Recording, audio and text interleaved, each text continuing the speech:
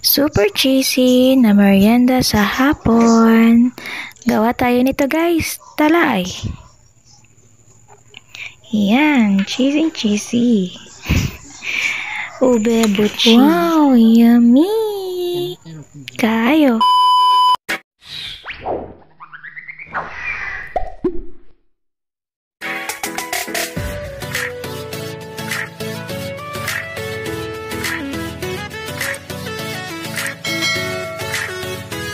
Simple lang ito ang gawin guys. So, ayan, nagluto kami nag-steam kami ng kamote. So, binalatan namin at dinurog isa-isa yung na-steam na mga kamote. Ito yung gagawin nating palaman sa loob ng ating butchi or ano ba yung tawag dyan. Basta, so, ginawa lang namin itong merienda na ito guys. So, nilagyan lang pala ito ng gatas. Ha? Ayan. Tapos, sinalo. And, nilagyan ng color na ube. So, ayan guys. So, dapat wala siyang buo-buo yung ating kamote. Dapat na-mix siya ng maayos. And, ayan. Lumalabas na yung kanyang ube na kulay. So, haluin lang siya na mabuti kasama ng nilagay natin na gatas kanina. Dapat mahina lang yung ating apoy nito while nagmi-mix tayo ng ating palaman na kamote. So, careful lang guys kasi sa kamote dapat yung mga kanyang mga thread dapat matanggal yan. And yun, ito naglagay po tayo ng asukal. Konti lang asukal and cream. Alaska para mas maging creamy pa ang ating palaman.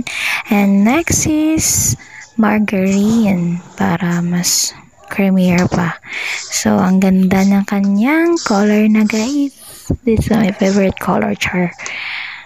Ayun, mix ng mix hanggang lumapot siya. And kung feel natin or titingnan din natin kung luto na siya. So, i-prepare naman natin yung kanyang dough.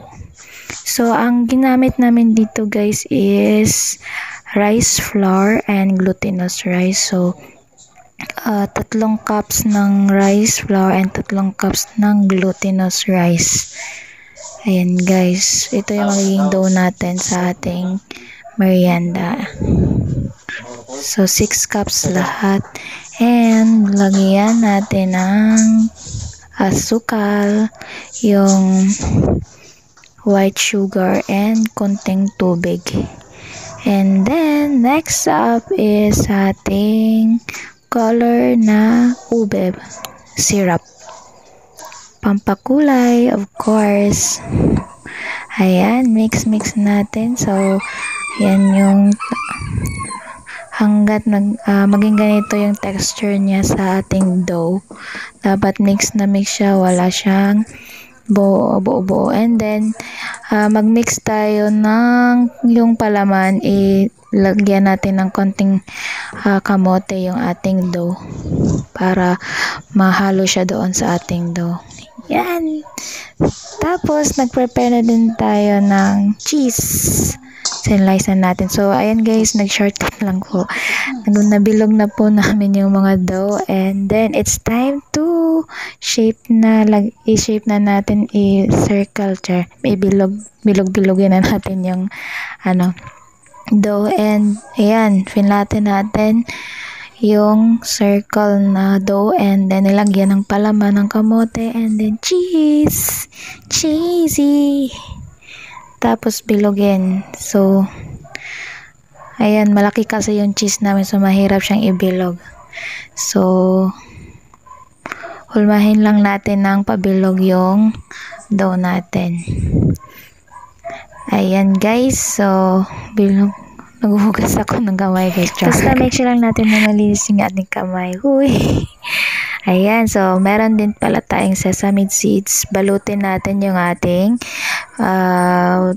prepare na butchi na bilog na. Tapos, balutan natin ng sesame seeds. And that's it. Ready na guys to fry na. I-fry natin sa oil na. Ayan na, ang ganda niya guys. Char, parang char. Ayan, so dapat mainit. Make sure na bago siya ilagay sa pan talaga is mainit na. Hindi naman yung mas sobrang init. Katamtaman lang guys. Hanggat ganito yung magiging kinalabasan niya, magiging brownish na siya. Yung kulay na is parang violet na. And then, malapit na yung, ayan, meron na kaming hinaon.